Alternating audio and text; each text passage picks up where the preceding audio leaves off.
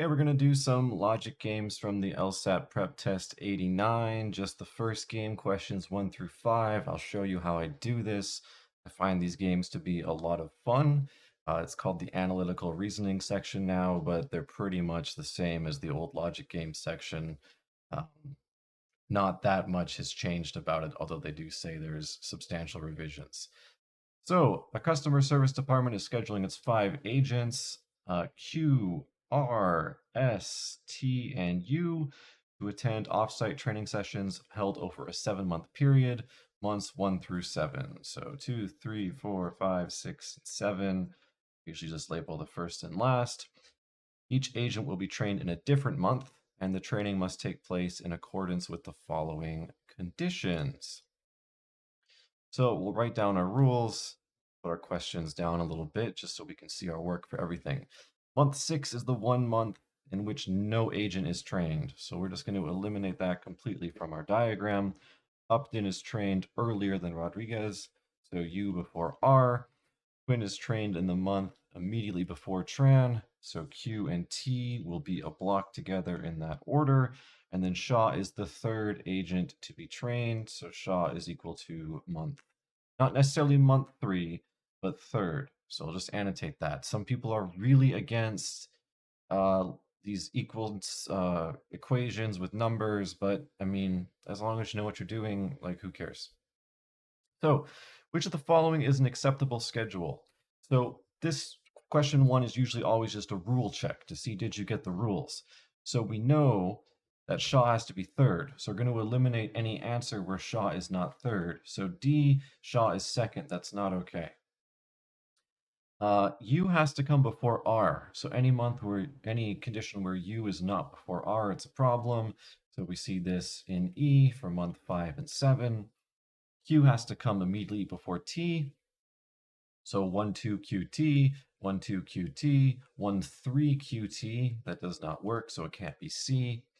And nothing can be trained in month 6. So in B, we see Upton is in month 6, so it can't be B. It has to be A. So that's question 1, just checking your rules. Now I'm going to bring this information down a little bit so we can play around for questions 2, 3, 4, and 5. So if Tran is not in month 2, so Tran cannot be here, which could be true. So Q has to come before T, so if T can't be second, that means Q can't be first, and that's about as much as we can do. So which could be true? Well, Q can't be trained in month 1, that's not going to work.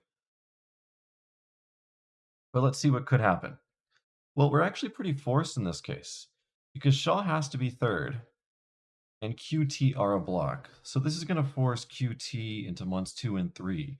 Shaw has to be in month 4, and U has to come before R. So this is pretty forced. So we can just check to see what we have. Rodriguez in month 5 can't happen. Shaw is trained in month 4. That could be true. Upton in month 4, no. None of the agents in month 3, no. It's going to have to be C there. Okay, so that's the first little condition game. Question 3, if Shaw is trained in month 4, which must be true? Okay, so QT has to be a block, which means they're going to be somewhere here. We're either going to see QT in 1 and 2 or QT in 2 and 3. It's going to force U and R to be in 5 and 7. So Quinn is trained in month 1. That does not have to be true. Quinn is trained in month 2. That does not have to be true. None of the agents is trained in month 3. That's possible, but it's not necessarily true. Upton is trained in month 5. That has to be true. We forced that. And none of the agents in month 7. That's also false. So question 3 wasn't that bad either. Question 4. Which of the following could be the month in which Upton is trained? So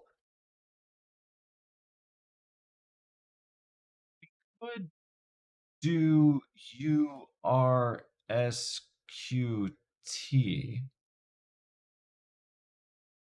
That could happen, but that's not an option. So we know that QT has to come before S. So it could be Q, T, S, U is in one of these two, and then R is in one of these two. So you could be trained in month 4 or 5, but that's about it. And the only option we have here is month 4. All right.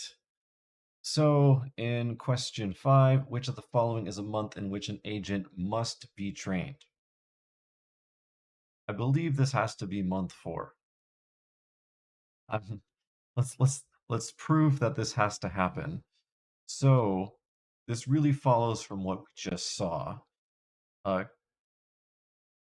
if we have U and R first, S is forced to be third, and then we're going to have QT as a block.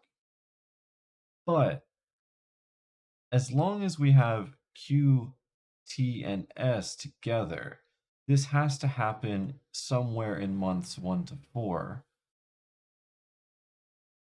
And then U can be 4 or 5. R can be 5 or 7. Can we have QTS blank UR? We can. But maybe month 4 isn't the best choice here. We could have QT blank SUR. We could have QT blank SUR. We could have blank QTSUR. So actually, this is month 2. There always has to be someone in month 2 or it breaks. So let's just try to force this and show that that happens. So in order for this to happen, S would have to be 4th if we don't want anything here. But then Q and T can't be placed. So actually, if we think about this in another way, we have to place Q and T in this diagram somehow. So let's just say it's this early. QT's there. Well, Shaw has to be third, so we're forced there, but then we can't put U and R in the same month.